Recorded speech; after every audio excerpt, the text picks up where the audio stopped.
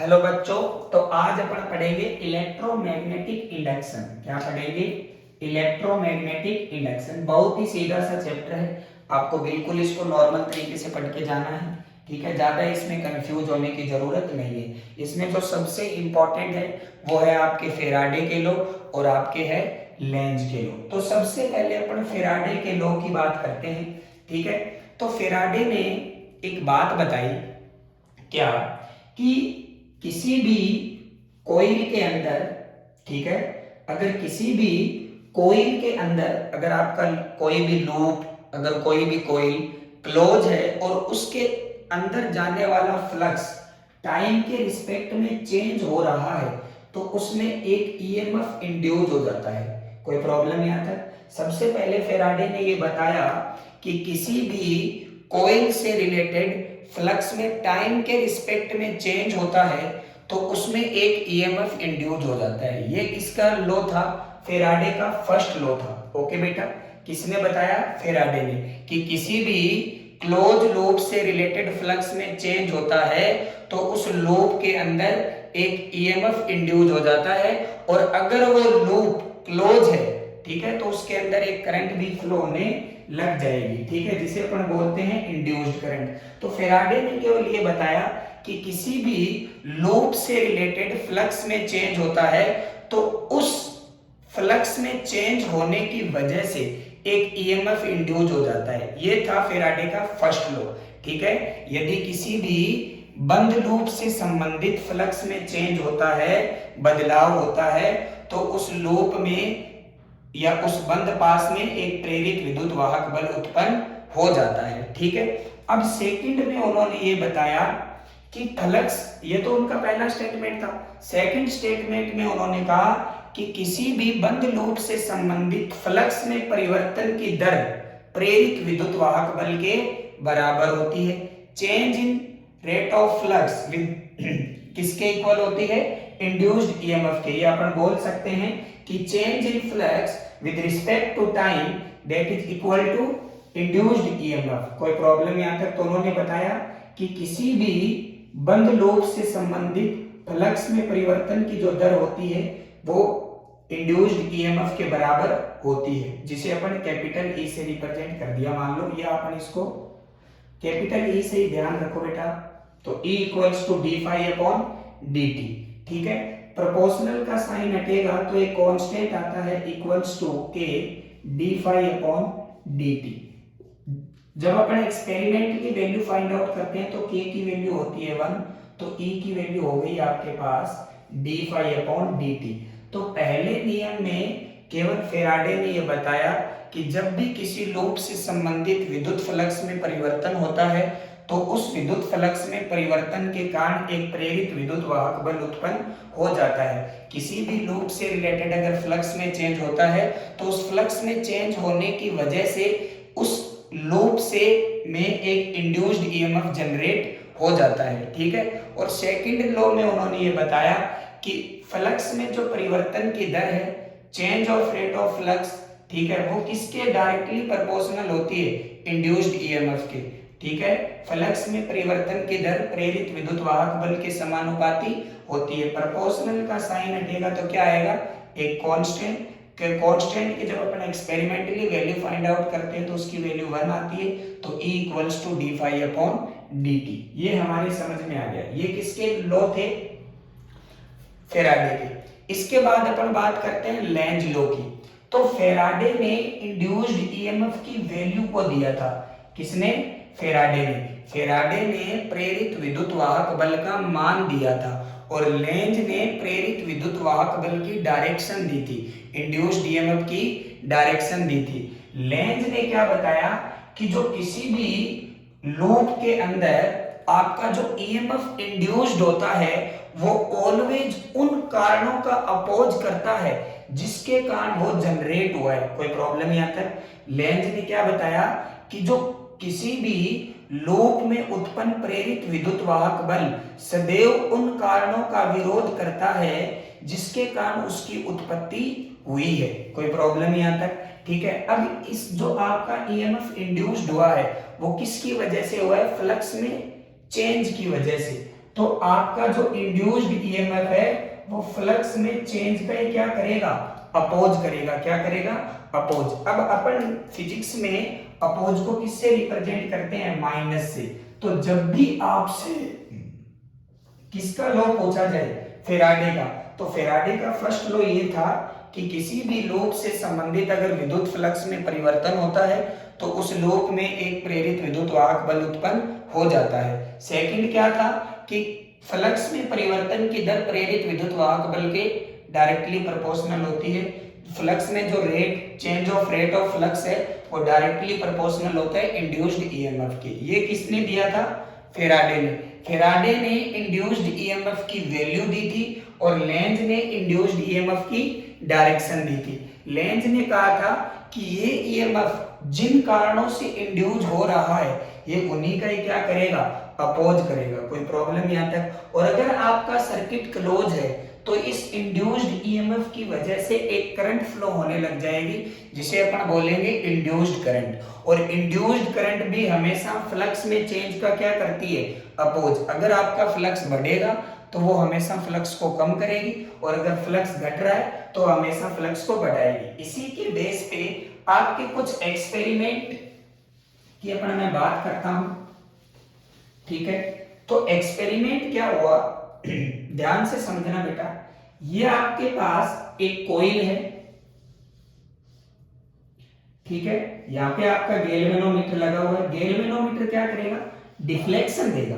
क्या देगा, डिफ्लेक्शन देगा कि करंट किस डायरेक्शन में फ्लो हो रही है। और आपके पास एक मैग्नेट है, ठीक है। ये इसका नॉर्थ पोल और ये साउथ पोल है, ठीक है।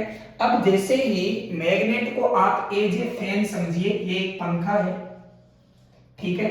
ये आप अपने आप को समझिए, समझ में आ गया। और मैग्नेट से क्या निकलेगी, मैग्नेटिक फील्ड लाइन।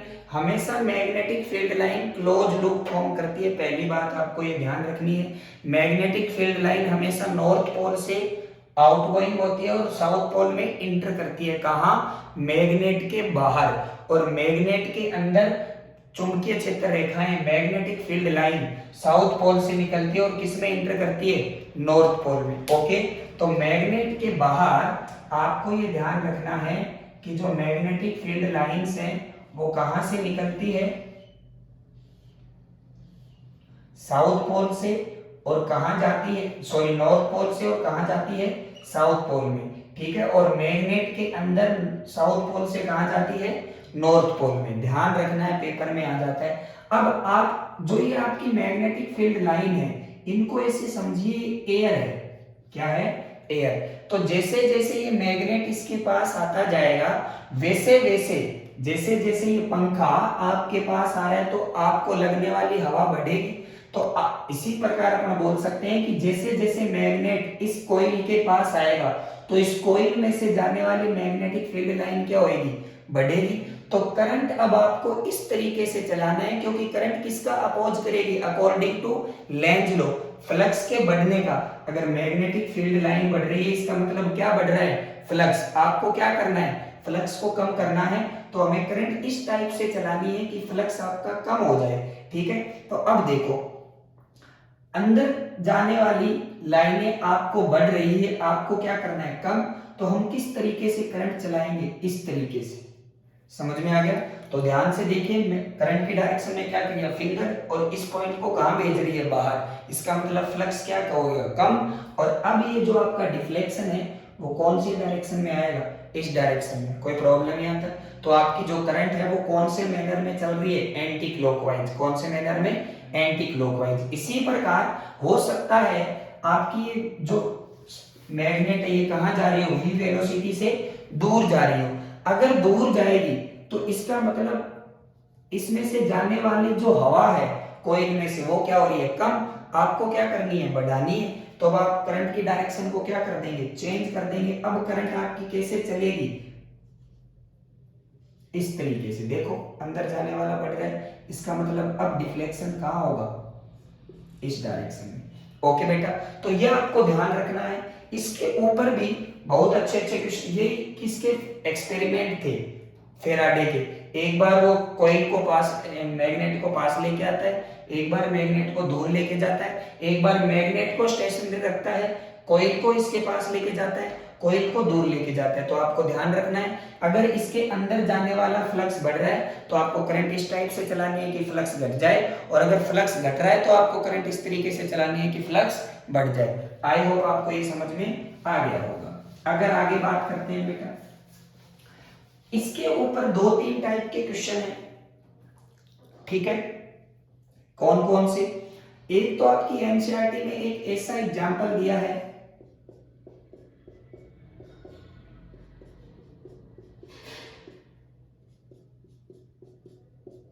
ठीक है, ऐसा एग्जांपल दे दिया। अब वो इसमें अलग अलग आपको लूप्स देगा। एक ऐसा लूप दे दिया, अंदर आ रहा है, एक ऐसा लूप दे दिया, बाहर जा रहा है, ठीक है ना, एक ऐसा लूप दे दिया, ठीक है, ये भी कहां जा रहा है, बाहर जा रहा है। और आपसे बोलेगा कि इन लूप के अंदर करंट की डायरेक्शन बताइए। किसकी डायरेक्शन बताइए? करंट की। तो अब ध्यान से देखो, ये आपका जो लूप है ये कहां जा रहा है, अंदर। इसका मतलब इसके, ये मैग्नेटिक फील्ड में जा रहा है, इसका मतलब इसके अंदर जाने वाली मैग्नेटिक फील्ड लाइंस क्या हो रही है, बढ़ रही है। तो आपको इसमें करंट इस तरीके से चलानी है कि मैग्नेटिक फील्ड लाइन क्या हो जाए, कम हो जाए, अंदर जाने वाला फ्लक्स क्या हो जाए, कम। तो देखो अगर अपन करंट चला दें इस टाइप से,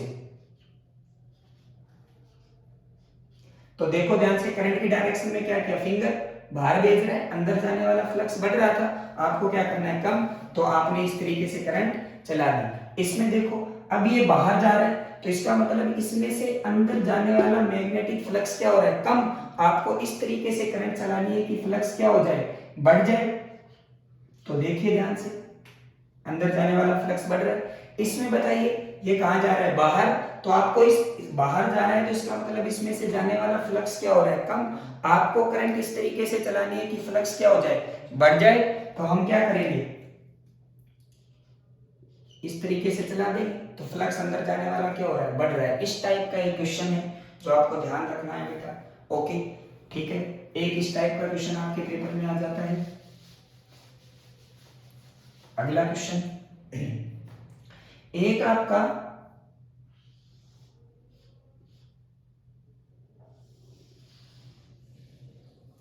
इस टाइप का क्वेश्चन है, ठीक है।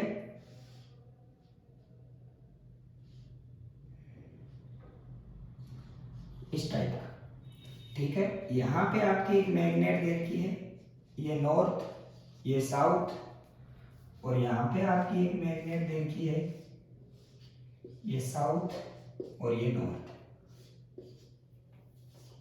ओके बेटा, अब बच्चे क्या हो रहे हैं, कंफ्यूज हो रहे हैं, ठीक है। ये जो पार्ट है आपका है, अपने डायग्राम में ध्यान से देखिए, बाहर वाला पार्ट है और ये अंदर वाला पार्ट है। समझ में आ गया, ये कहां है, बाहर, और ये कहां है, अंदर।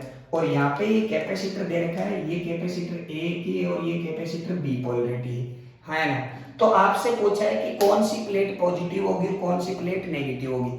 तो एक बात, जब आपको साउथ पोल नहीं पता तो आप ऐसा समझिए कि पहले इसको हटाइए, ठीक है ना। इधर क्या कर लीजिए, नॉर्थ पोल कर लो, और इधर क्या कर लो, साउथ पोल कर लो। कोई प्रॉब्लम? अगर ऐसा होगा तो साउथ पोल अगर पास आता तो अंदर जाने वाला फ्लक्स बढ़ता। आपको इस तरीके से करंट, ये आपकी कोई ऐसे है, कैपेसिटर यहां लगा हुआ है, दो कैपेसिटर, और ऐसे है, ये वाला भाग पीछे है और ये वाला भाग कहां है, आगे। ऐसे एक सर्किल कंसीडर करिए ऐसा, तो ये वाला भाग तो आगे है और ये वाला भाग कहां है, पीछे। कोई प्रॉब्लम? तो अगर नॉर्थ पोल पास में आता, ठीक है, तो इसके अंदर से जाने वाला मैग्नेटिक फ्लक्स बढ़ता। आपको करंट इस तरीके से चलानी है कि फ्लक्स क्या हो जाए, घट जाए। तो हम कैसे करंट चलाते, करंट की डायरेक्शन में क्या किया, फिंगर बाहर भेज रहा है, कोई प्रॉब्लम नहीं आता। लेकिन अपने कौन पास आ रहा है, साउथ पोल। तो अगर साउथ पोल पास आ रहा है और नॉर्थ पोल इधर है, तो ये करंट कैसे चलेगी, अपोजिट डायरेक्शन में। कैसे चलेगी, अपोजिट डायरेक्शन में, ऐसे। क्या ये बात आपको समझ में आई बेटा?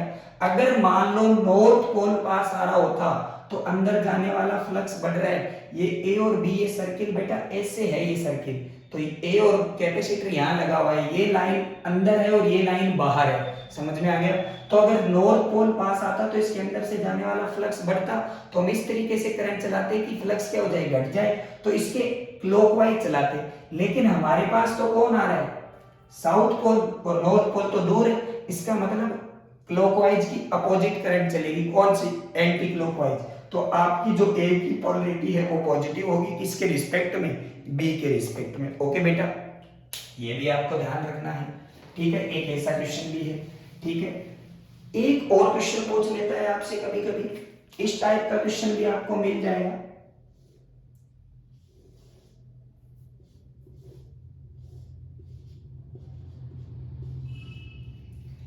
ठीक है। ये इस बार नॉर्थ पोल पास आ रहा है, वो ऐसे बोलेगा कि एक कोइल यहाँ पे लटकी हुई है, एक मैग्नेट उसके पास हम लेके आते हैं, तो कोइल अट्रैक्ट होगी या रिपेल होगी, ठीक है। तो ध्यान से देखो, जब ये मैग्नेट इस कोइल के पास जाएगी तो इसके अंदर जाने वाला फ्लक्स क्या होएगा, बढ़ेगा। तो आपको क्या करना है, कम करना है। तो अंदर जाने वाला फ्लक्स बढ़ रहा है और आपको फ्लक्स है घटाना, तो करंट कैसे चलेगी, इस तरीके से। अंदर जाने वाले फ्लक्स को क्या करना है, कम, तो इस तरीके से चला दो। अब देखो करंट इधर से इधर जा रही है, इसका मतलब ये नॉर्थ पोल और ये कौन सा है, साउथ पोल। तो नॉर्थ पोल को क्या करेगा, रिपेल करेगा। इसलिए ये जो कॉइल है आपकी, ये मैग्नेट से कहां जाएगी, दूर जाएगी। कहां जाएगी, दूर। ऐसा क्वेश्चन भी आ सकता है पेपर में, ध्यान रखना है बेटा। ओके, आई होप आपको ये समझ में आ गया होगा, ठीक है। अब अगली अपन बात करते हैं चुंबकीय फ्लक्स की। किसकी बात करते हैं, मैग्नेटिक फ्लक्स की। किसकी बात करते हैं बेटा, मैग्नेटिक फ्लक्स की। तो मैग्नेटिक फ्लक्स क्या होता है, ठीक है, किसी भी तल के लंबवत। पहली बात, आपके पास में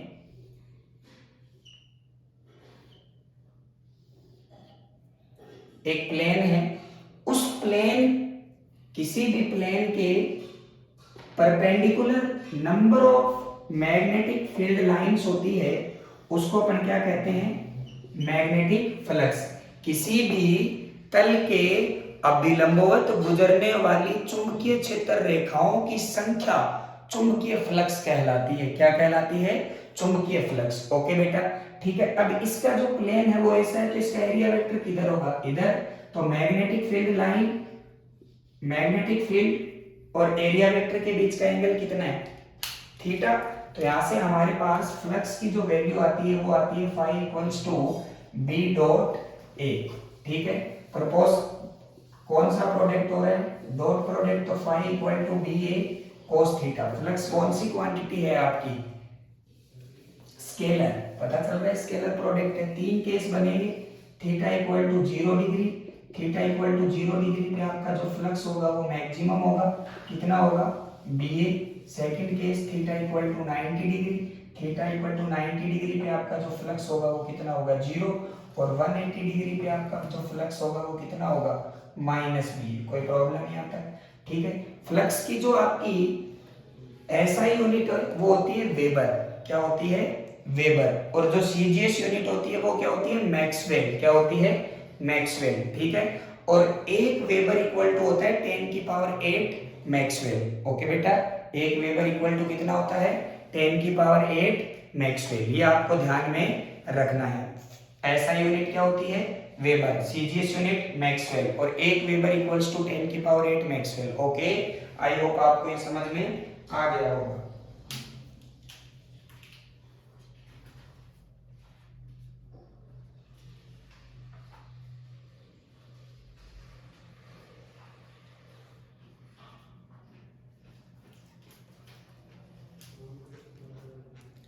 अब आपको calculation of induced charge in electromagnetic induction, हमें इंड्यूस्ड चार्ज की वैल्यू बतानी है किसके अंदर, इलेक्ट्रोमैग्नेटिक इंडक्शन के अंदर, ठीक है।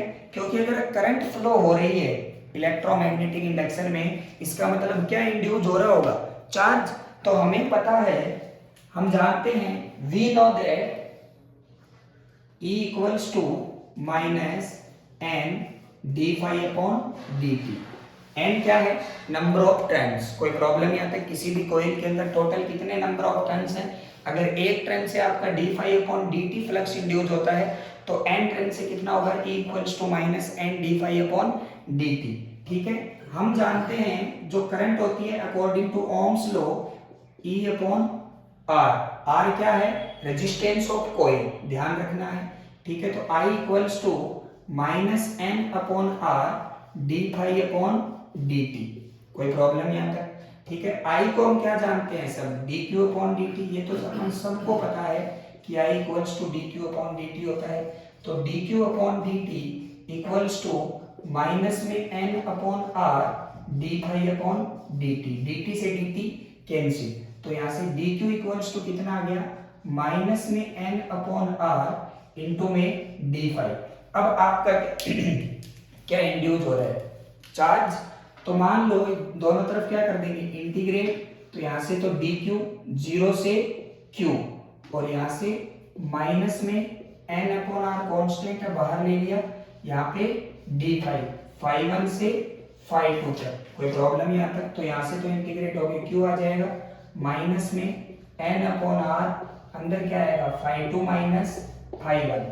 ठीक है, तो अंदर चला जाएगा माइनस, तो एन अपॉन आर इंटू में फाई 1 माइनस फाई 2। तो ये क्या आ गया आपका? इंड्यूस्ड चार्ज किसी भी इलेक्ट्रोमैग्नेटिक इंडक्शन के अंदर। ओके बेटा, ये एक डेरिवेशन है जो आपका इंपॉर्टेंट है, हो सकता है आपसे पूछ लिया जाए, आपको इसका ध्यान रखना है। इसके अंदर मैं सारी चीजें इंक्लूड करता हुआ चल रहा हूं। ठीक है,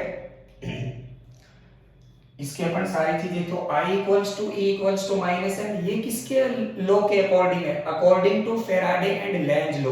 ठीक है ना, ये I equals to E upon R value रख दी, नॉर्मल कैलकुलेशन कर दी, कोई दिक्कत? उतार लिया होगा, फटाफट देखते जाओ। इसके बाद में आता है मोशनल इलेक्ट्रोमोटिव फोर्स। क्या आता है? Motional electromotive force. तो ध्यान से देखेंगे भाई, मोशनल इलेक्ट्रोमैटिक फोर्स, इलेक्ट्रोमोटिव फोर्स। पहले तो अपन बात करते हैं इलेक्ट्रोमोटिव फोर्स होता क्या है।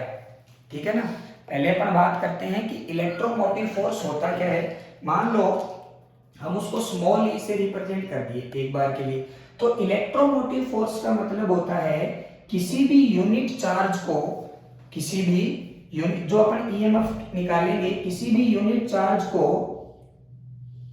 बैटरी के एक टर्मिनल से दूसरे टर्मिनल तक जब हम लेके जाते हैं तो हम जितना वर्क डन परफॉर्म करते हैं उसको बोलते हैं आप ईएमएफ। कोई प्रॉब्लम नहीं आता।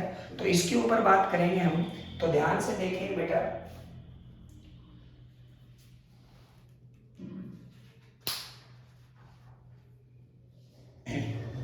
ठीक है, तो अब देखिए बात करते हैं इसके ऊपर।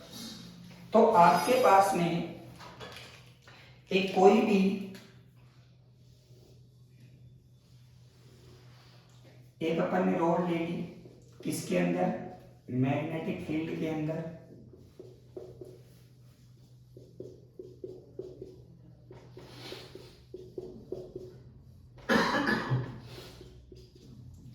ओके बेटा, एक आपने क्या ले ली?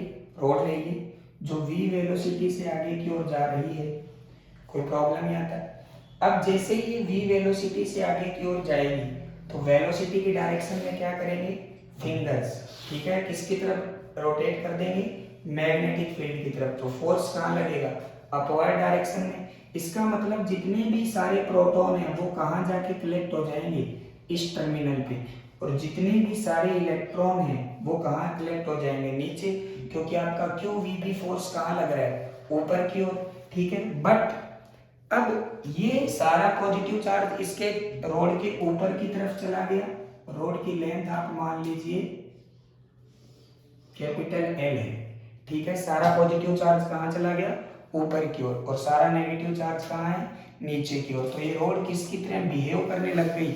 एक बैटरी की तरह। और जैसे ही एक बैटरी बन गई तो इसमें क्या इंड्यूस होगा? Electric field. इलेक्ट्रिक फील्ड की डायरेक्शन कहाँ होती है? पॉजिटिव से नेगेटिव की तरफ। और मैग्नेटिक फील्ड की डायरेक्शन कहाँ है? ऊपर की ओर।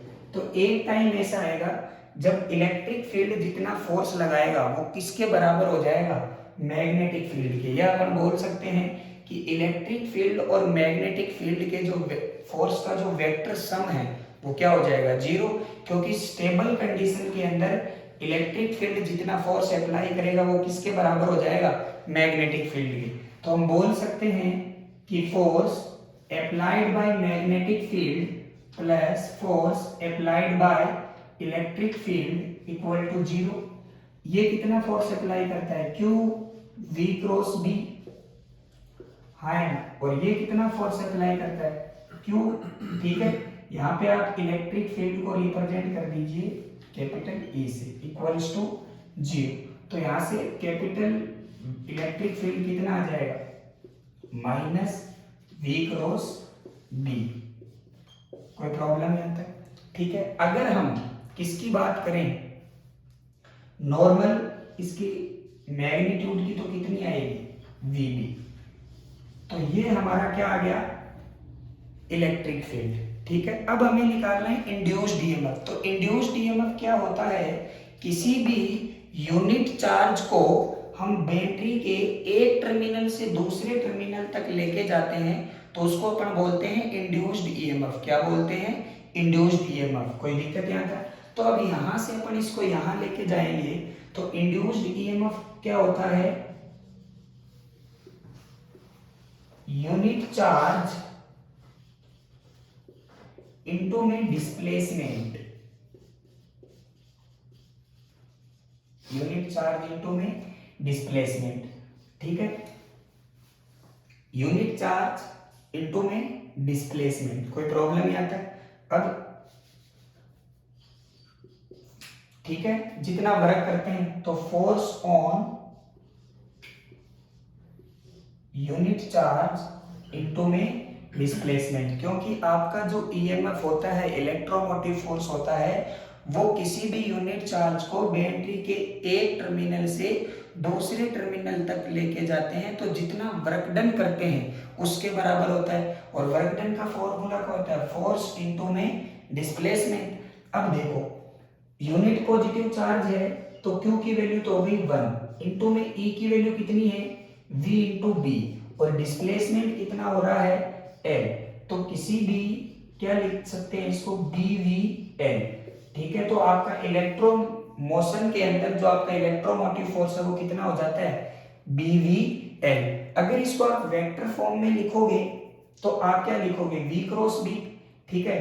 तो अगर इसको वेक्टर फॉर्म में लिखते हैं तो E इक्वल्स टू आपके पास आएगा BVL साइन थीटा, कितना थीटा, साइन थीटा। ये आपका क्या आ जाता है, मोशन के अंदर इलेक्ट्रोमोटिव फोर्स। आपकी कोई भी रोड v वेलोसिटी से आगे की ओर बढ़ रही है तो हम बात करते हैं कि वेलोसिटी के डायरेक्शन में फिंगर किसकी तरफ रोटेट कर दिया, मैग्नेटिक फील्ड की तरफ। फोर्स कहाँ लग रहा है, ऊपर, तो सारे प्रोटॉन कहाँ चले गए, ऊपर, और सारे इलेक्ट्रॉन कहाँ चले गए, नीचे।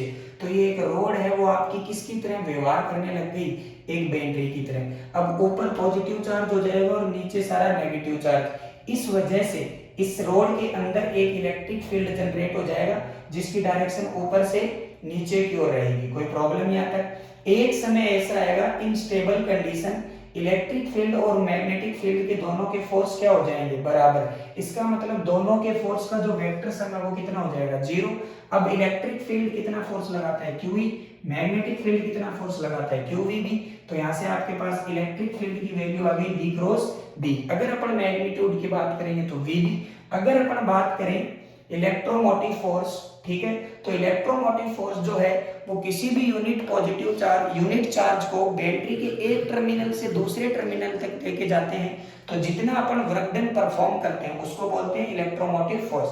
तो force on unit charge into displacement, unit charge है तो वैल्यू 1, फोर्स कितना लग रहा है, V, Q ही होता है फोर्स, तो Q की वैल्यू 1, E की वैल्यू VB, लेंथ डिस्प्लेसमेंट कितना कवर किया, L इनटू में L, तो E इक्वल्स टू BVL, ठीक है। अगर आप V क्रॉस B रखते तो यहाँ पे कौन सा थीटा आता, साइन थीटा, तो E equals to BVL sine theta. I hope आपको ये समझ में आ गया होगा। फटाफट स्क्रीनशॉट ले लीजिए बेटा।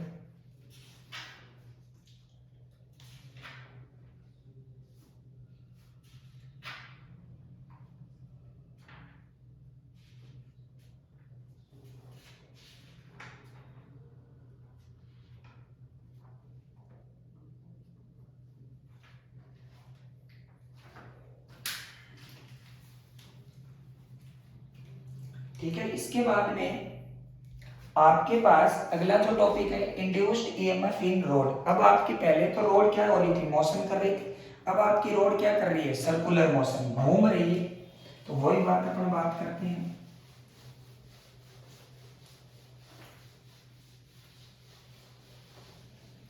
तो आपकी जो रोड है वो क्या कर रही है, सर्कुलर मोशन। तो हमने एक रोड मान ली,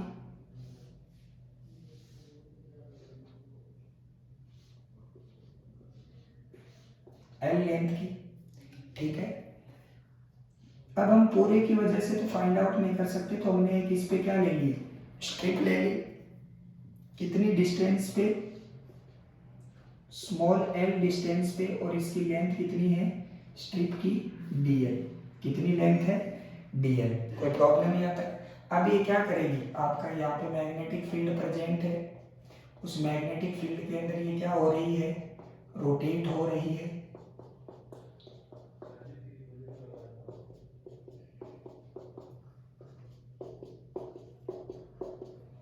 ओके बेटा, तो रोटेट हो रही है, तो अकॉर्डिंग टू, अगर हमें छोटी सी लेंथ के लिए निकालना है तो क्या लिखेंगे, बीवीएल, बीवी इंटू छोटी सी स्ट्रिप क्या है, डीएल। जब भी कोई रोड सर्कुलर मोशन करती है तो v इक्वल्स टू क्या होता है, आर ओमेगा। लेकिन यहाँ क्या आएगा, लेंथ कितनी है, एल। ये स्ट्रिप कितनी रेडियस के सर्किल में घूम रही है, स्मॉल एल रेडियस के सर्किल में। तो v इक्वल्स टू क्या हो जाएगा आपका, एल इंटू में ओमेगा। पूरी जो रोड है वो तो आपके कितने रेडियस के सर्किल में घूम रही है, एल रेडियस के सर्किल में। लेकिन मैं ये पूछना चाहता हूँ कि जो ये आपकी स्ट्रिप है ये यहाँ से कितनी डिस्टेंस पे है, स्मॉल एल पे। तो v इक्वल्स टू क्या लिखोगे, एल ओमेगा। तो ये वैल्यू जब हम इसके अंदर रखेंगे तो d equals to B L omega into में डी एल। कोई प्रॉब्लम नहीं आता, या इसको इंटू में डीएल, यहाँ पे आप स्मॉल डीएल मान लीजिए, ठीक है। अब देखिए ध्यान से, d equals to B omega into में एल इंटू में डीएल। दोनों तरफ क्या कर देंगे, इंटीग्रेट। तो जीरो से लेके ई तक, और ये कहा जाएगा जीरो से लेके एल तक। तो यहाँ तो बी ई आ जाएगा, और यहाँ से इंटीग्रेशन करने के बाद और वैल्यू पुट करोगे तो आपका आएगा B omega L square upon two. Omega की वैल्यू रख देना 2 पाई एफ। तो ये आगे सोल्व हो जाएगा। ये आपकी कोई भी रोड जब आपकी सर्कुलर मोशन करती है तो उसमें कितना ईएमएफ इंड्यूस्ड होता है, B omega L square upon two. ये आपको ध्यान रखना है बेटा।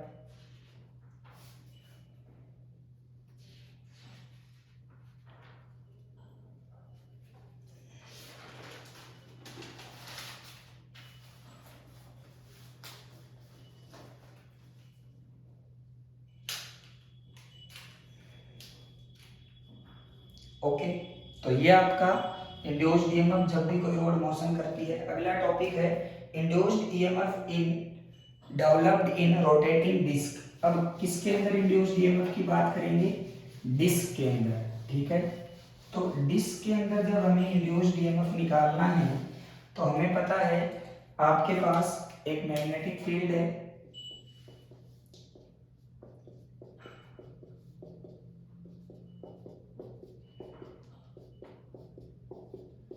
ठीक है, बी मैग्नेटिक फील्ड मान लो। इसके अंदर आपकी एक डिस्क है जो रोटेट हो रही है और जिसकी रेडियस कितनी है, आर। कोई प्रॉब्लम।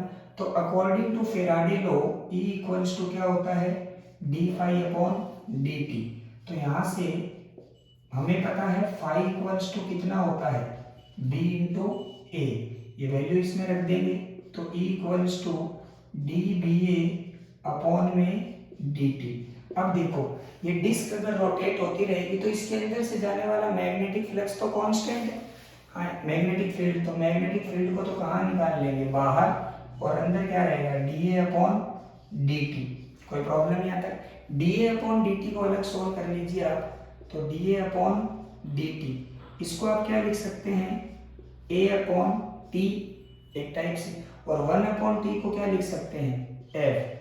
तो D A upon D T किसके बराबर है, ए इंटू में एफ। तो इसके अंदर रख देंगे तो E equals to B A into में एफ। ओके बेटा, ए की वैल्यू कितनी है, डिस्क है तो इसकी रेडियस आ रहा है तो एरिया पाई आर स्क्वायर, और एफ इक्वल्स टू क्या होता है ओमेगा अपॉन 2 पाई, ये वैल्यू रख दीजिए इसमें। तो बी इंटू में पाई आर स्क्वायर इंटू में ओमेगा अपॉन 2 पाई, पाई से पाई कैंसिल, तो E equals to B omega R square upon 2। जब आपकी लेंथ एल लेंथ की रोड मोशन करती है तो आर की जगह क्या आता है एल, और यहाँ पे क्या आएगा आर। ओके, तो ये आपका क्या आ गया, कोई भी रोड जब मोशन करती है तो B omega R square upon 2। Okay, इसके बाद में अपन आगे चलते हैं। ठीक है, अगला जो आपका टॉपिक है वो है energy conservation in quantitative energy study. ठीक है, तो आपके पास कोई भी रोड है, ठीक है,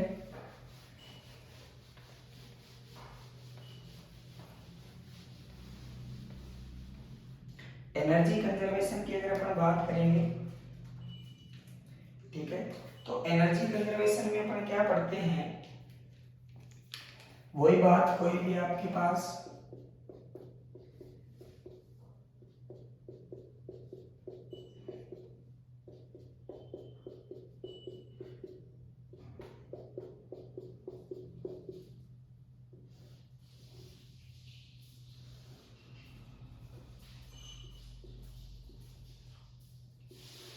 तो आपको इसमें ये प्रूफ करना है कि इसकी जो मैकेनिकल एनर्जी जितनी जनरेट हो रही है वो किसके बराबर है, इलेक्ट्रिकल एनर्जी के। कितनी वेलोसिटी से आगे जा रहा है ये, v वेलोसिटी से। तो अकॉर्डिंग टू इसमें कितना इंड्यूस ईएमएफ होगा, E इक्वल्स टू BVL, तो करंट कितनी जाएगी, I equals to E upon R। ठीक है, तो जैसे ही आप यहाँ से I निकालोगे तो I कितना आएगा, BVL अपॉन में R। कोई प्रॉब्लम यहाँ तक। अब जो इलेक्ट्रिकल एनर्जी है, कौन सी एनर्जी है, इलेक्ट्रिकल एनर्जी। इलेक्ट्रिकल एनर्जी कितनी होती है, I स्क्वायर इंटू में R। तो E इक्वल्स टू I की वैल्यू रख देंगे, तो B square V square L square upon R square into में R। तो जहां से आपकी इलेक्ट्रिकल एनर्जी की वैल्यू कितनी आ गई, B square V square L square upon में R। ओके, अब हम इसकी क्या निकालेंगे, मैकेनिकल एनर्जी। तो मैकेनिकल एनर्जी का जो पावर है, sorry electrical power I square R होती है, इसी टाइप से हम मैकेनिकल पावर निकालेंगे। तो मैकेनिकल पावर का फॉर्मूला होता है F इंटू V। कोई प्रॉब्लम नहीं आता। अब कोई भी करंट कैरिंग कंडक्टर, जब इसके अंदर I करंट चलेगी तो कितना फोर्स लगेगा, बिल। ठीक है, तो मैकेनिकल एनर्जी कितनी हो जाएगी, B इंटू आई इंटू में L इंटू में V। I की वैल्यू आपने अभी निकाल ली यहाँ से, तो वो वैल्यू इसके अंदर रखोगे तो आपकी मैकेनिकल एनर्जी कितनी आ जाएगी, B स्क्वायर इंटू में V स्क्वायर इंटू में L स्क्वायर अपॉन में R। तो ध्यान से देखो, आपकी जो मैकेनिकल एनर्जी है वो किसके बराबर है, इलेक्ट्रिकल एनर्जी के। तो एनर्जी क्या रहती है, कंजर्व रहती है। ओके बेटा, समझ में आ गया होगा आपको, बहुत ही आसान सा है। कोई भी रोड इस पे मोशन कर रही है दो पटरियों के ऊपर v वेलोसिटी से, तो इसके अंदर कितना इंड्यूस्ड ईएमएफ होगा, E इक्वल्स टू BVL।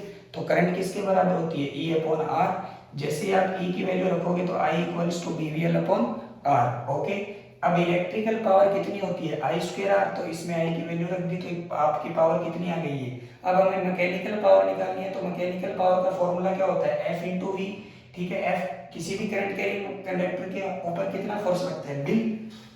तो बिल इंटू V। अब I की वैल्यू इसमें यहाँ से रख दोगे तो यही आएगा, B square V square L square upon R। तो इलेक्ट्रिकल पावर किसके बराबर है, मैकेनिकल पावर के। इसका मतलब आपकी पावर क्या रहती है, कंजर्व। ओके बेटा, इसके बाद में अपन बात करते हैं इंडक्टेंस की। कोई प्रॉब्लम नहीं आता, क्या किसकी बात करते हैं, इंडक्टेंस की। तो इंडक्टेंस आपके पास दो टाइप के होते हैं, एक तो सेल्फ इंडक्टेंस और एक आपका होता है म्यूचुअल इंडक्टेंस। क्या होता है, म्यूचुअल इंडक्टेंस। एक तो आपका होता है सेल्फ इंडक्टेंस और एक होता है हमारा म्यूचुअल इंडक्टेंस। कोई प्रॉब्लम नहीं आता। ठीक है, सेल्फ का मतलब होता है, जैसे ये आपके पास एक बार कंसीडर करिए, एक कॉइल है, कोई प्रॉब्लम नहीं आता। इस कॉइल के अंदर आपने करंट चलाई, ठीक है, आई, और इस आई की वजह से इसमें फ्लक्स जनरेट हुआ 5, ठीक है। तो आपने करंट इसी कॉइल के अंदर चलाई और फ्लक्स भी इसी कॉइल के अंदर जनरेट हुआ, तो खुद के अंदर आपने करंट चलाई और खुद में ही क्या जनरेट हुआ, फ्लक्स। तो इसके अंदर जो आपका फ्लक्स है वो किसके डायरेक्टली प्रोपोर्शनल होगा, आई के। अगर आप करंट में चेंज करोगे तो इस कॉइल से रिलेटेड फ्लक्स में भी क्या होगा, चेंज। प्रोपोर्शनल का साइन हटेगा तो एक कांस्टेंट आता है एन, इसे बोलते हैं कोफिशिएंट ऑफ सेल्फ इंडक्टेंस। कोई प्रॉब्लम यहाँ तक? दो टाइप की इंडक्टेंस होती है, एक तो सेल्फ, एक होती है म्यूचुअल। म्यूचुअल का मतलब होता है ये आपकी कॉइल 1 है और ये आपकी कॉइल क्या है, 2 है। आपने करंट कौन सी कॉइल में चलाई, प्राइमरी 1 कॉइल में, और उससे रिलेटेड फ्लक्स किसमें जनरेट हुआ, सेकंड कॉइल में। तो जब भी आप किसी एक कॉइल के अंदर करंट चलाते हो और उस करंट की वजह से दूसरी कॉइल से रिलेटेड फ्लक्स इफेक्टेड होता है तो उसको बोलते हैं म्यूचुअल इंडक्टेंस। क्या बोलते हैं, म्यूचुअल इंडक्टेंस। तो phi2 किसके डायरेक्टली प्रोपोर्शनल है, I1 के। प्रोपोर्शनल का साइन हटेगा तो क्या आएगा, कांस्टेंट, और म्यूचुअल इंडक्टेंस M और सेल्फ इंडक्टेंस L। कोई दिक्कत है यहाँ तक? आई होप आपको समझ में आ गया। इंडक्टेंस कितने टाइप की होती है, दो टाइप की। एक आपका कौन सा होता है, म्यूचुअल, और एक आपका होता है सेल्फ। सेल्फ को एल से रिप्रेजेंट करते हैं और म्यूचुअल को किससे रिप्रेजेंट करते हैं, एम से। सेल्फ का मतलब होता है आपने खुद के अंदर ही करंट चलाई और उस खुद के अंदर करंट चलाने की वजह से आपके खुद के अंदर ही फ्लक्स में चेंज हो रहा है। और म्यूचुअल का मतलब होता है आपने किसी और के अंदर करंट चलाई और उस करंट की वजह से किसी और के फ्लक्स में चेंज हो रहा है, तो उसे क्या बोलते हैं, म्यूचुअल इंडक्टेंस। ओके बेटा, तो ये आपके दो है, तो आपको ध्यान रखने हैं। अब इसके अंदर आपका एक रिलेशन है कि mutual inductance between two solenoids, mutual inductance between two solenoid. तो ध्यान रखना है बेटा आपको बहुत ही ध्यान से, ये आपको डेरिवेशन भी ध्यान रख के जाने हैं, पेपर में कुछ भी आ सकता है, ठीक है। तो आप क्या करोगे, आपके पास ये एक 1 सोलेनॉइड है, ठीक है, और इसके ऊपर आपने एक और सोलेनॉइड को क्या कर दिया, कंपाइल कर दिया, ठीक है। इस सोलेनॉइड के अंदर आपकी करंट चल रही है I1, इसके अंदर आपकी करंट चल रही है I2। कोई प्रॉब्लम यहां तक? तो I1 के अंदर जो करंट चल रही है उस करंट की वजह से अब I1 के ऊपर कौन है, I2, मतलब 1 सोलेनॉइड के ऊपर कौन सी सोलेनॉइड है, 2। तो जो फ्लक्स 1 से रिलेटेड होगा वो 2 से तो अपने आप ही हो जाएगा, क्योंकि 2 के ऊपर कौन है, 1। ओके, कोई दिक्कत? तो हम क्या बोलेंगे कि जो 2 में फ्लक्स है किसकी वजह से, 1 की वजह से, ठीक है, वो किसके डायरेक्टली प्रोपोर्शनल है, 1 की करंट के। कोई प्रॉब्लम यहां तक? तो यहां से प्रोपोर्शनल का साइन हटेगा तो एक कांस्टेंट आएगा M21 इनटू में I1। कोई प्रॉब्लम यहां तक? क्या आएगा, M21 इनटू में I1। ओके, अब हम क्या करेंगे, पहले हम इस करंट की वजह से, इस करंट की वजह से इसकी लेंथ आप मान लो L, दोनों सोलेनॉइड की जो आपकी लेंथ है वो क्या है, L। तो हम प्राइमरी कॉइल का फ्लक्स फाइंड आउट कर लेते हैं। प्राइमरी कॉइल का जब आप फ्लक्स, तो यहां से आपका क्या आएगा, phi21 upon I1 equals to M21। अब हम प्राइमरी कॉइल का फ्लक्स फाइंड आउट करेंगे तो किसी भी सोलेनॉइड के अंदर फ्लक्स का फॉर्मूला क्या होता है, phi1 equals to mu naught N1 mu naught N1 into में I अपॉन L, ठीक है। ये सॉरी, ये आपका क्या है, मैग्नेटिक फील्ड कितना है, mu naught N1 upon L into में I। अब हमें इसका फ्लक्स निकालना है, तो phi1 equals to B1 into में A, ठीक है।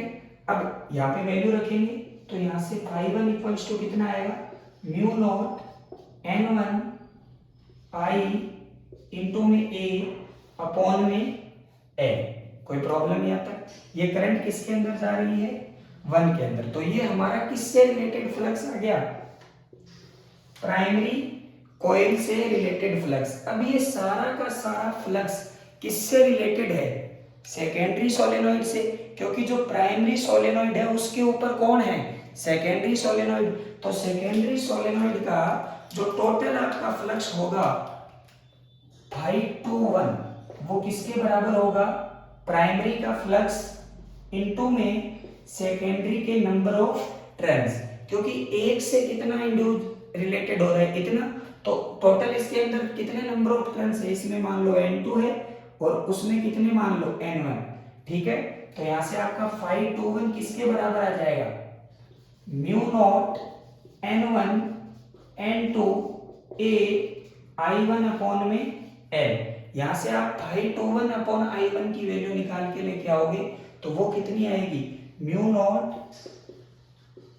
n1 n2 a अपॉन में l। कोई प्रॉब्लम यहाँ तक? तो ये आपकी वैल्यू आ जाएगी बेटा किससे रिलेटेड? किसकी वैल्यू आ गई? इस कोफिशिएंट की। कोई प्रॉब्लम यहाँ तक तो करा हमने? कुछ भी नहीं। हमने कितनी सोलेनोइड ले ली?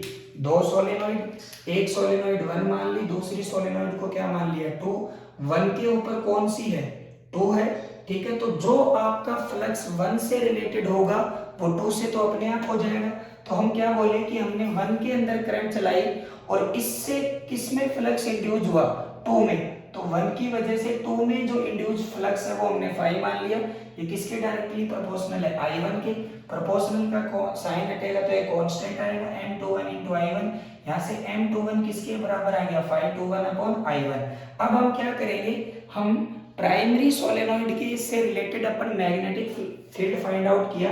मैग्नेटिक फील्ड का फॉर्मूला होता है mu naught ni small ni। Small n क्या होता है? Total number of turn upon total number of length. Value put कर दी। इस अब जैसे ही मैग्नेटिक फील्ड आया तो प्राइमरी कॉइल से related magnetic flux find out कर लेते हैं। φ1 equals to b1 into a। यहाँ से b1 की वैल्यू रख दी तो ये वैल्यू निकल के आ गई। अब ये जो आपका फ्लक्स है प्राइमरी का, ये सेकेंडरी के एक टर्न से आया है, सेकेंडरी सोलेनोइड के। तो टोटल कितने नंबर ऑफ टर्न्स है सेकेंडरी में? n2। तो इस फ्लक्स को किससे मल्टीप्लाई कर दिया? सेकेंडरी के नंबर ऑफ टर्न से। ये आ गया। अब हमें यहां से किसकी वैल्यू निकालनी है? 521 अपॉन i1 की। तो निकाल के लेके आ गए तो क्या निकलेगी? Mu naught n1 n2 a upon l। ये किसकी वैल्यू होती है? m की। आई होप बेटा आपको ये समझ में आ गया होगा। ठीक है, तो ये भी बहुत इंपॉर्टेंट है, आपको ध्यान में रखना है। ठीक है,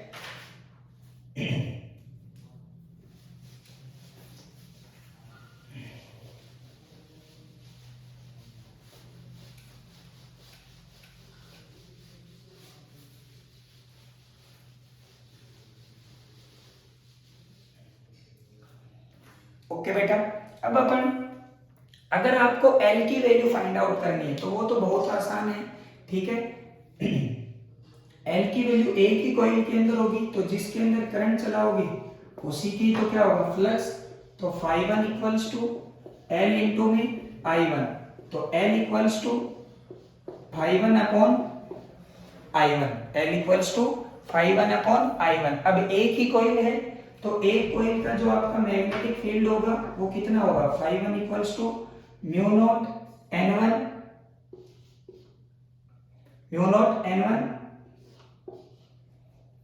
ठीक है अपॉन l।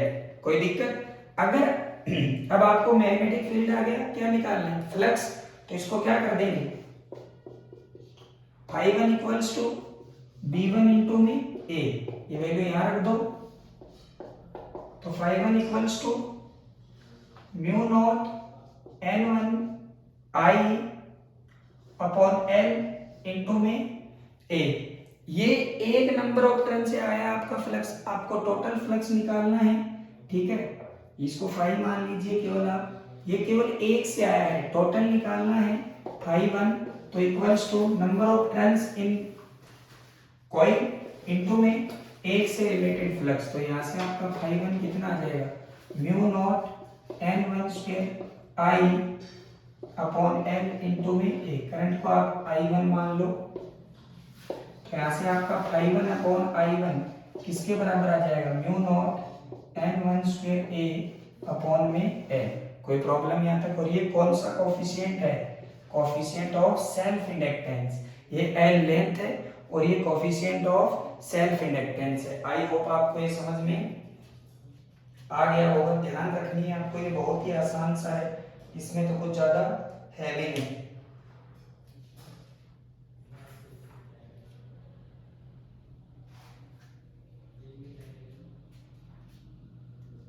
ठीक है, ये आपका क्या है? Coefficient of self inductance. Okay बेटा, ठीक है, बाकी अपन कल पढ़ेंगे। Okay, thank you.